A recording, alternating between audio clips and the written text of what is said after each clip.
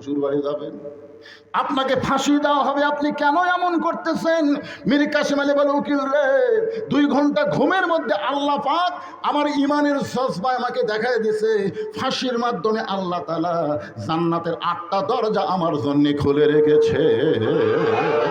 ওয়ালা তাকুলু লিমান ইউকতালু ফি সাবিলিল্লাহি আমওয়াতুন বাল আহইয়া ওয়ালাকিন লা তাশউরুন। আল্লাহ রাস্তায় যাদেরকে হত্যা করা হয়, শুধু মীর কাসেম আলী না, আল্লামা সাইদ হুজুর সহ, নিজামী সহ, মুজাহিদ সহ, কামারুজ্জামান সহ, কাদের মোল্লা সহ, যাদেরকে অন্যায়ভাবে ফাঁসি দেওয়া হলো, তারা কিন্তু কেউ মৃত্যুবরণ করে নাই। আল্লাহর কোরআনকে যদি বিশ্বাস করেন, আল্লাহ তাদেরকে কিয়ামত পর্যন্ত অমর করে রাখবে। আমার গ্রাম সম্পর্কে ভাই, তার একটা ছেলে হয়েছে, আমারে কয়, ভাই আপনি একটা আলেম মানুষ, আমার ছেলেটার একটা ভালো নাম রাখেন তো। আমি অনেকক্ষণ চিন্তা করলাম কোন নাম রাখ, এখন নাম রাখবার গেলে কিন্তু চিন্তা করা লাগে, যে কোনো নাম থাকে, এটা পুরাতন নাম, এটা ওল্ড মডেল হয়ে গেছে। আমি করলাম, ভাই একটা নাম আমার খুব ভালো লাগতেছে, দেখো তো এটা রাখা যায় কিনা। তো বলে, কি ভাই? আবু সাইদ। যেই বলছে আবু সাইদ, সেই হাসি, হাই রে, আমার তো খেয়ালই নাই। তাহলে আবু সাইদ, আজ থেকে আমার ছেলের নাম রাখলাম আবু সাইদ। খুশি হয়ে আমাকে 500 টাকা হাদিয়াও দিল। আবু সাইদ নাম। এখন আবু সাইদের মাও, আবু সাইদের বাপ, ও আবু সাইদের মাও দেখেন, আবু সাইদ কি মোরসা, আমার গ্রামে তার একটা আবু সাইদ, আমার সম্পর্কে খালা হয়। বহু তদবির করার পরে তার মেয়ের একটা মেয়ে হয়েছে। আমার মোবাইল করে বলতেছে, বাবা হুজুর, তোমার খালাতো বোনের বহু তদবির করার পর আল্লাহ একটা মেয়ে দিছে, একটা ভালো নাম রাখো তো। আমি বললাম, খালা হাসিনা রাখেন। হাসিনা রাখ। ওরে বাবা, খালা গরম হয়ে গেল, গদ গদ গদ করতেছে। আমি বললাম, খালা কি জালেম না জালেম রে, তোর আমি কইলাম একটা ভালো নাম রাখবার, তুই খুনি হাসিনার নাম করলি কেন? আমি কইলাম, দেখেন আবু সাইদ মরে নাই, অথচ হাসিনা মরে বাঁচা থাকতেই পচে গেছে। তোরে কোন কথা ঠিক কিনা? অন্তত আগামী 50 বছর কোন মেয়ে জন্ম নিলে আওয়ামী লীগও তার মেয়ের নাম হাসিনা থবি না। তোরে কোন কথা ঠিক কিনা? আওয়ামী লীগ জানে একেবারে মেম্বার নেতার থেকে শুরু করে এমপি, মন্ত্রী, প্রধানমন্ত্রী সব শালা ফাঁকি দিয়ে পড়ে গেছে। তোরে কোন কথা ঠিক কিনা? ওরা যে কি বিপদ আছে ভাই, কি বুঝতেছেন? ফাতেমা মুচকে মুচকে হাসতেছে, এই মাত্র কানলেন, স্বামীর বুকে মাথা রেখে সেই ফাতেমা হাসতেছেন। হাসতে হাসতে স্বামীর মাথাটা উড়াতের উপরে নিয়ে কপালে একটা চুমু দিয়ে বললেন, স্বামী গো, এমন করে আপনি কেন কাঁদতেছেন? এমন করে আপনি কেন পড়ে গেলেন? আমি তো জানি 2টি বিষয় আল্লাহর নবী আপনার ব্যাপারে বলেছে। সুবহানাল্লাহ।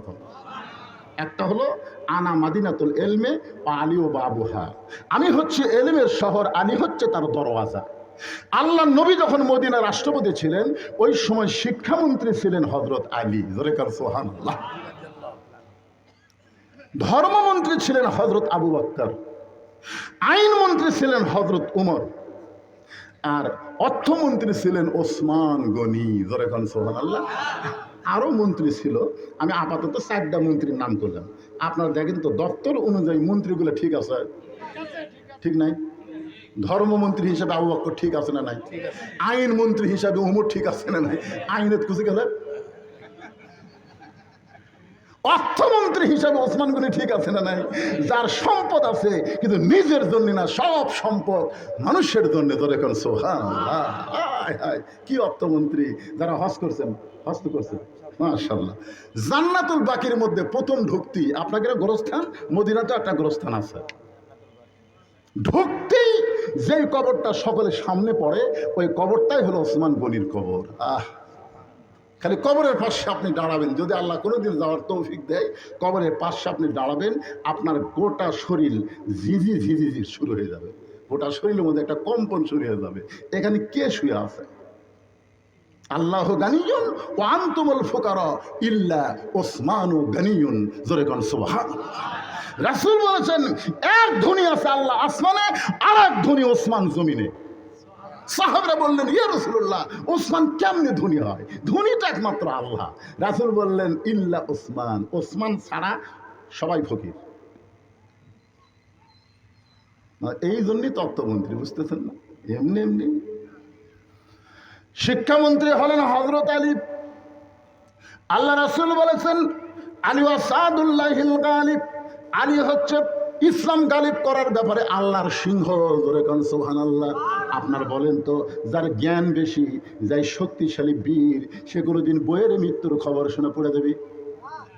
এই জন্য তো ফাতেমা হাসতেছে যে আপনি এই অকাম কেমনি করলেন? আপনি একটা জ্ঞানী হয়ে, একটা বীর হয়ে বউ মরে যাবি, আর আপনি পড়ে যাবেন? আপনি কি মনে করছেন দুনিয়া থাকার জন্যে? দুনিয়া থাকার জন্যে না, এসেছি যাওয়ার জন্যে। জোরে কোন কথা ঠিক কি না? আমরা আইছি যাওয়ার জন্য। আল্লাহ বলেছেন, লা তামুতুন্না ইল্লা ওয়া আনতুম মুসলিমুন। মরা তো লাগবেই রে ভাই, কিন্তু এই মরাটা যেন মুসলমান হয়ে মৃত্যু হয়। জোরে কোন কথা ঠিক? কথা বলেন, কথা বলেন। আপনি যতই 4 তলা 5 তলা বানান, ঘাড় কাত করে দেখেন, দেখেন দেখেন, কি দেখতেছেন? 5 তলার ভিত দিয়েছি ভাই, 3 তলা হচ্ছে, রড বার করে থুছি, আর 2টা তলা কমপ্লিট করলি আমার শান্তি। আপনারা কোন তো ওর কান্দের ফেরেস্তা থাকতে যাবি? ওর কান্দের ফেরেস্তা কবি, আল্লাহ আমরা কি লেখবো? কেরামান কাতিবিনা ইয়ালামুনা মা তাফআলুন। তুমি বলেছো তোমার 2 কান্দে 2 মোহরি, লিখিতেছেন ডায়েরি, দলিল দেখে রায় দিবে, টাকা পয়সার নারী হাত নাই কারবার। মনের ঘরে তালা দিয়া, যদি পারেন সবাই বলেন কোরআনের গান। মনের ঘরে তালা দিয়া চাবি নিয়ে আসেন সাই, আমি অধম সাধ্য কি তার হুকুম ছাড়া বাইরে যাই। মনরে পারা পারে থাকলে তারা, সঙ্গে নিও গাড়ি ভাড়া, জবাবদিহি করতে হবে ধরলে টিকিট কালেক্টর। আমি পাপি তিনি জাবিন্দার, আছেন আমার মুক্তার, আছেন আমার ব্যারিস্টার, শেষ বিচারের হাইকোর্টেতে তিনি আমায় করবেন পার। আমি পাপি তিনি জাবিন্দার। কান্দের ফেরেশতারা বলতেছে, পাগলা, ঘাড় কাত করে উপর দিকে না তাকে নিচের দিকে তাকা। তোর বাড়ি 5 তলায় না, তোর বাড়ি হলো নিচতলায়। নিচতলা মানে 1 তলা না, নিচতলা মানে তালারও নিচে, আন্ডারগ্রাউন্ড। কত বড়? নিজেরাই খনেন। আমার এলাকায় কেউ মরলি, ওরাই 5 জন। গোটা গোরস্থানের কবর খোঁড়া চুক্তি লিখছে, ওরা 5 জন। কেউ মরলি, ওরাই 5 জন। যাই মরছে তার বাড়ির যাই, ভাই তোর বাপের খবর খুঁড়বার যাচ্ছি, আমাকে পাওনা দে। বলে কি পাওনা? 5 প্যাকেট সিগারেট আপাতত দে। 5 প্যাকেট সিগারেট আপাতত দে। তখন 5 প্যাকেট সিগারেট দেয়। ওরা 5 জন পকেটে নিয়ে চলে আসে গোরস্থানে কবর খুঁড়তে।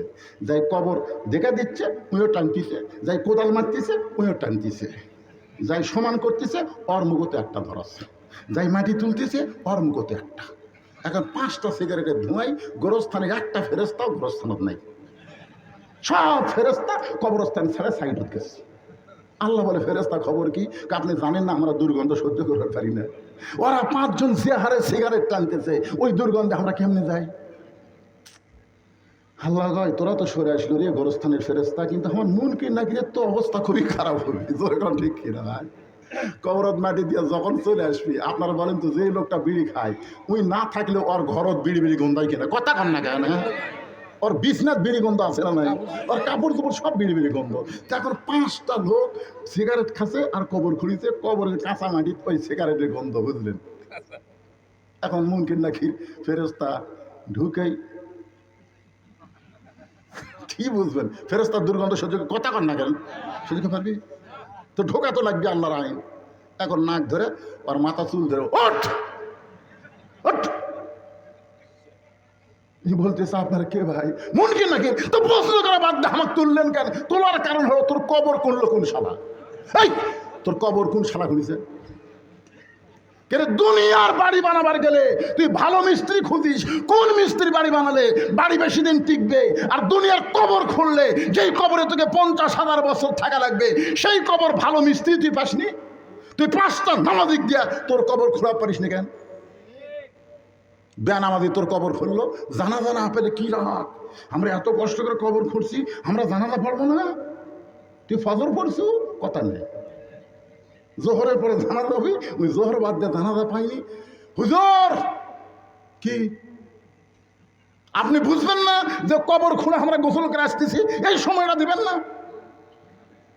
আপনি জানাজা পড়ালেন, হুজুর জোর হাত করে বলতে যে ভাই আমার ভুল হয়ে গেছে। আমি সাইড থেকে বললাম, কে রে জোহর জোর পড়ছো? কিছু না। তো জোহর পড়িস নি, তুই জানাজা পড়ে কি করবি? কিন্তু যেদিন ডাক পড়িবে কবর মাঝে যাইতে, জোগাড় কিছু করছো বন্ধু তার মাঝে বিছাইতে।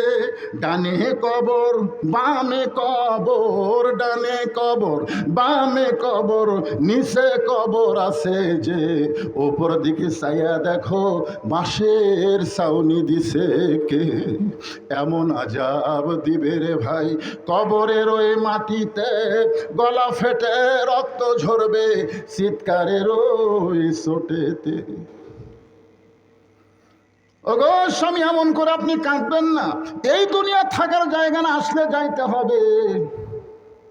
আপনি যদি এমন দুর্বল হয়ে যান, তাহলে আমার 3টা চাওয়া পুরা কে করবে?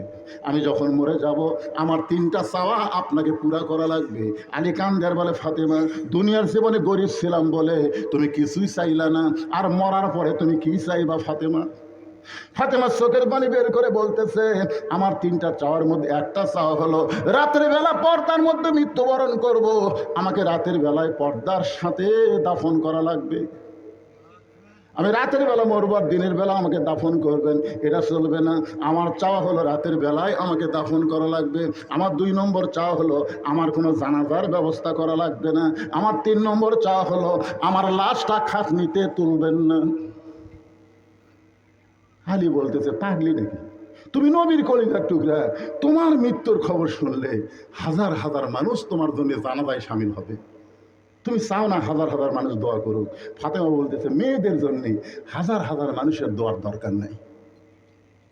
লক্ষ লক্ষ মানুষ যদি দোয়া করে ফাতেমা ভালো, আর আপনি যদি খালি বলেন ফাতেমা খারাপ, আমার সব শেষ। আর দুনিয়ার সমস্ত মানুষ যদি বলে ফাতেমা খারাপ, আর আপনি যদি বলেন আমার ফাতেমা ভালো, আল্লাহ খুশি হয়ে জান্নাতের 8টা দরজা খুলে দিল। জোরে জোরে বউ ভালো হওয়া লাগবে স্বামীর কাছে, স্বামীর কাছে। আর আমাদের গুলা লব উল্টা কি কয়, খালি তুমি আমার দেখবার পারো না, খালি তুমি। পাড়ার যা খুঁজে দেখো, আমার বিরুদ্ধে একটাও নেই, যাও। কে রে মেয়া, পাড়ার লোক তো ভালো করে, তাহলে তুই তো বেপরদা। কারণ বেপরদা নারী যারা, সমস্ত মানুষ তাদেরকে দেখছে, তারা বলতে পারে অমুকের বউ কেমন। তোরে কথা কন না কেন, কথা কন না কেন? আজকে 4-5 জন ছেলে একত্র হলি, কে রে আমাকে বন্ধু বান্ধবের মধ্যে যারা বিয়ে করলো, কার বউ সবচেয়ে সুন্দরী? ওরা গল্প করতেছে। তখন বলতেছে ওই যে রকেট, একজন নাম রকেটই জিতেছে রে। সারা R15 হুন্ডাও পাচ্ছে, বউটা সুন্দরী বলে। আচ্ছা, ওর বউ সুন্দরী, তোরা কেন দেখলি? তার মানে বোঝা গেল ওই বিয়ে করেছে, সবাইকে দেখাইছে। আর দায়ুস কোনোদিন জান্নাতে পাবে না। দুনিয়ার কোনো মানুষ যদি বলতে পারে অমুকের বউ সুন্দর, সে হলো দায়ুস, সে কোনোদিন জান্নাতে যাবে না। দায়ুস কোনো পুরুষ না, দায়ুস কোনো নারী না, দায়ুস হলো সকল পুরুষ যার অধীনে নারীরা পর্দা করে না। তাহলে আপনার অধীনে আপনার বউ আছে না নাই? ফাতেমা কান্দার বলে, স্বামী গো, আমার লাশটা খাটনিতে তুলবেন না, কারণ আমি মরে গেলে 4 জন পুরুষ মানুষ লাশ কান্দে নেওয়া লাগবে। আমি আপাতত হিসাব করে দেখলাম 4 জন পুরুষ আমার দুনিয়াতে নেই। আমার বাবা যদি দুনিয়াতে জীবিত থাকতো, তাহলে মরা মেয়ের লাশের খাটনি বাবা কান্দে নিবার পারতো।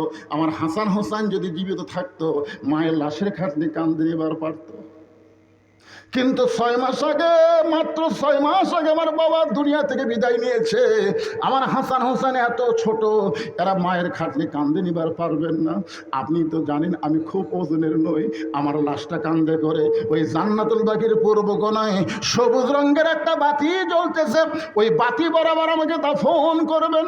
আমার কবর খুঁড়তে যদি কষ্ট হয়, আপনার একান্ত বন্ধু যদি কেউ থাকে দুনিয়ায়, তার একটু বলবেন সে যেন গোপনে ফাতেমার কবরটা খনন করে দেয়। দুনিয়ার কোনো মানুষকে যেন কবরের খবর না জানায়।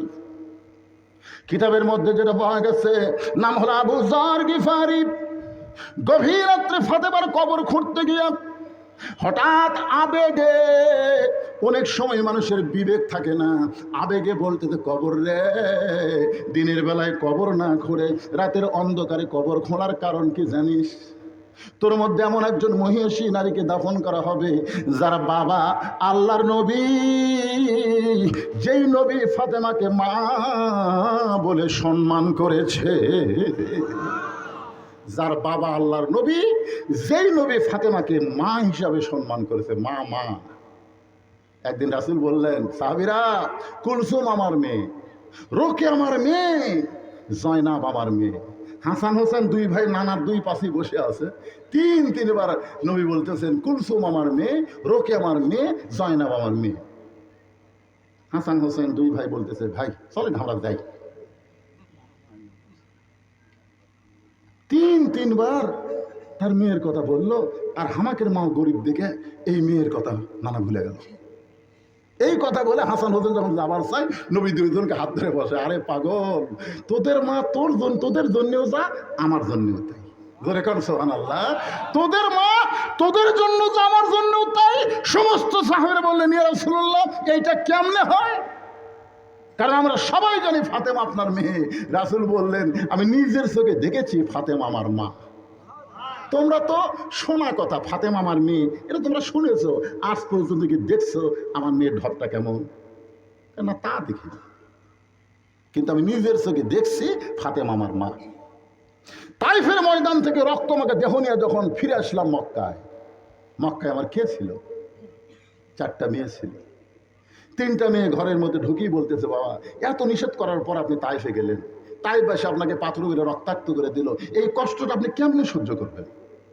3টা মেয়ে যেরকম কথা বলে, এরকম কথা বলে ঘর থেকে বাইরে গেল। সর্বশেষে আমার ছোট মেয়ে ঘরের মধ্যে ঢুকেই বললেন, বাবা, তাইফেরা যখন পাথর মারলো তখন আপনি আল্লাহকে বলতে পারলেন না, আল্লাহ, ইব্রাহিম নবীর জন্য তুমি নমরুদের চুলা শান্তির বাগান বানায় দিছো, মুসা নবীর জন্য তুমি সাগর রাস্তা বানায় দিছো, আমার জন্য পাথর করে তুমি তুলা বানায় দাও। এই কথা তুমি বলতে পারোনি বাবা। যদি তুমি আল্লাহকে বলতে, আল্লাহ তোমার কথা শুনতো বাবা, আজকে তোমাকে রক্ত মাখা শরীর নিয়ে এই বাড়িতে আসতে হতো না।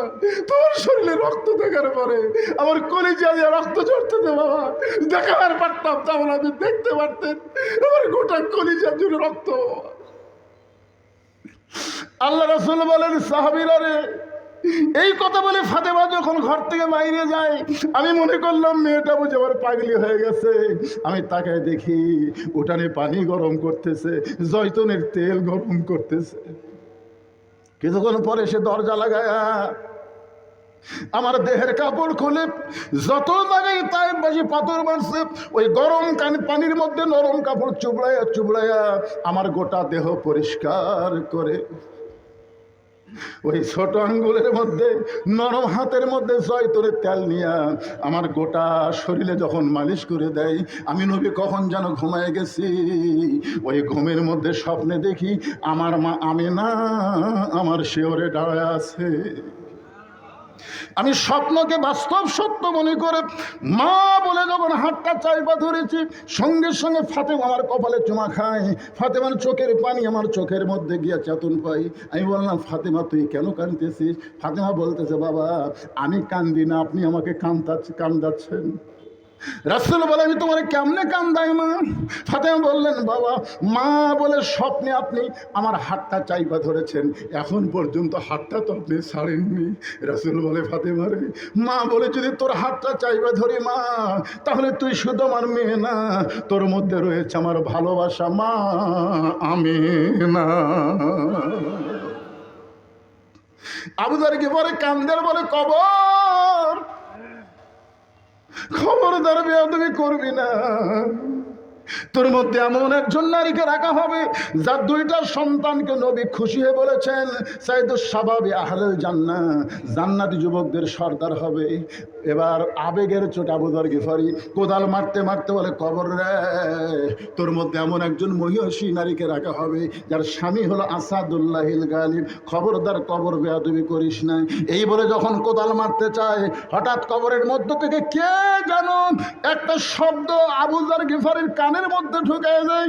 আবু যর গিফারি, আপনার মনে করবেন না এটা ফাতেমার জন্য বলতেছে, এটা ফাতেমার জন্য নয়, এটা আমরা যারা কবরে যাব আমাদের সকলের জন্যই বলতেছে। কবরের ভিতর থেকে আবু যর, কে তার বাবা, কে তার মা, কে তার ছেলে, এইটা কবর দেখবে না। কবর দেখবে আমল যদি ভালো হয় কবর জান্নাতের টুকরা হয়ে যাবে, আমল যদি খারাপ হয় কবর জাহান্নামের গর্ত হয়ে যাবে। আবু যর গিফারি ওই শব্দ শোনার পরে কোদাল ফাইলা দিয়া মারছে দূর, কোদাল ফাইলা দিয়া মারছে দূর। তার জীবনে পড়ে দেখেন সে আর সংসার করতে পারে নাই। হযরত আলী নির্দিষ্ট সময় ফাতেমার দেহটা কাঁধে করে নিয়ে ওই জান্নাতুল বাকির মধ্যে সে দেখে আবু যর গিফারি আর গোরস্থানে নেই। নিজেই ফাতেমাকে কবর দিয়া আল্লাহর কাছে বলতেছে, আল্লাহ এই ফাতেমাকে তুমি কবুল করে নাও। এ দোয়া করা শেষ, তাকায় দেখে সামনে কয়েকটা পুরাতন কবর দেখা যায়। এইমাত্র ফাতেমার কবর দেওয়া হলো, নতুন কবর গেল কোন জায়গায়? চিল্লাই বলে ফাতেমার কবর, ফাতেমার কবর। কে যেন বলে আলী রে, ফাতেমা পর্দা নিশি, আমি আল্লাহ জোহরা ডিগ্রি দিয়ে ফাতেমার কবরটাকে কিয়ামত পর্যন্ত পর্দা করে দিয়েছি। আমরা সকলেই কবরে যাব ভাইজান, সবাই কবরে যাব। অন্তত যেই বাড়ি আপনি করলেন কোটি টাকা দিয়ে, লক্ষ লক্ষ টাকা খরচ করে, ওই বাড়িতে আপনি থাকতে পারবেন না। মসজিদের খাটনি আপনার বাড়ির আঙ্গিনায় যাবেই, সেখান থেকে আপনাকে আপনাদের গোরস্থানে নিয়ে আসবে। তাহলে গোরস্থানের একটু মাটি বায়না করে রাখ। যাদের বাপ মা কবরে গেছে সেই বাপ মা রুহের মাগফিরাতের জন্য এই গোরস্থানে যারা আছেন, আমি তাদেরকে বলবো আজকে এই গোরস্থানের উন্নয়ন গল্পে এই গোরস্থানে একটা কোরআন শরীফ বাবদ 500 টাকা দান করবেন। আপনি 500 টাকা দান করবেন, আপনার বাপ মায়ের কবরে একটা কোরআন দানের সওয়াব আল্লাহ বাপ মার আমলে দিয়ে দেবে। এই কয়জন উঠলো কেন? ওই কয়জন কি জন উঠতেছেন? না না, আপনারা কি মনে করতেছেন যে উঠে গেলে বাড়ি যাবেন? আল্লাহ ইচ্ছা করলে বাড়ি না নিয়ে হাসপাতাল নিতে পারে, পারে কি পারে না? ধরে পারে কি পারে না? না না, ঘড়ির দিকে তাকে দেখেন, আমি যখন উঠছি তখন থেকে 1 ঘন্টা 50 মিনিট এক টানা ওয়াজ করে যে 10টা মিনিট আপনার কাছে কিছু চাই, দিবার না পারলেন বসে থাকবেন। একটা মুসাফিরের সঙ্গে একটা দোয়া করাও তো দরকার, কি দরকার নাই? যেরকম দরকার আছে না নাই? তা আপনাদের মধ্যে 500 টাকা নোট নেই যে হুজুর আমার বাপের জন্য মায়ের জন্য কোরআন শরীফ বাবদ আমি 500 টাকা গোরস্থান উন্নয়ন গল্পে দান করে দিলাম। আপনি 500 টাকা দেবেন, একটা কোরআন শরীফ দান করার সওয়াব আপনার বাপ মা কবরে পাবে। মাশাআল্লাহ। খালাতো ভাইয়ের জন্য অ্যাক্সিডেন্ট করে মারা গেছে, আল্লাহ শহীদ হিসাবে কবুল করো। কোরআন শরীফ বাবদ 500 টাকা দান করেছে, আল্লাহ দানকে কবুল করেন। তো বহুত মা বোনের কাছে যাওয়া লাগবে। তো আজকে মা বোনদের ওয়াজ কি বেশি হবে না কম আছে? এ ভাই, ওয়াজ কি বেশি হবে না কম আছে? মা বোনদের ওয়াজ বেশি হয়নি? খালি চাইয়া দেখেন বস্তা ভরে টাকা দিবে। আপনার ওঠেন না ভাই রে। এই শোনেন, আপনাদের আপনজন গোরস্থানে আছে, গোরস্থানের মুর্দারা আপনাকে দোয়ার অপেক্ষায় বসে আছে, বুঝলেন? সবাই বসবেন, যারা দান করবেন তারা উঠবেন। আল্লাহর একজন বান্দা 100 টাকা দান 500 টাকা কোরআনের জন্য করছে, আল্লাহ দানকে কবুল করেন। কয়টা? 2টা নাবালক ছেলে মারা গেছে, আল্লাহ 900 টাকা দান করেছে, আল্লাহ দানকে কবুল করেন। আল্লাহুম্মা আমিন। আর একজন 500 টাকা দান করেছে, দাও বাবা দাও। আল্লাহ তোমার একজন বান্দা, আল্লাহ 3টা কোরআন শরীফ বাবদ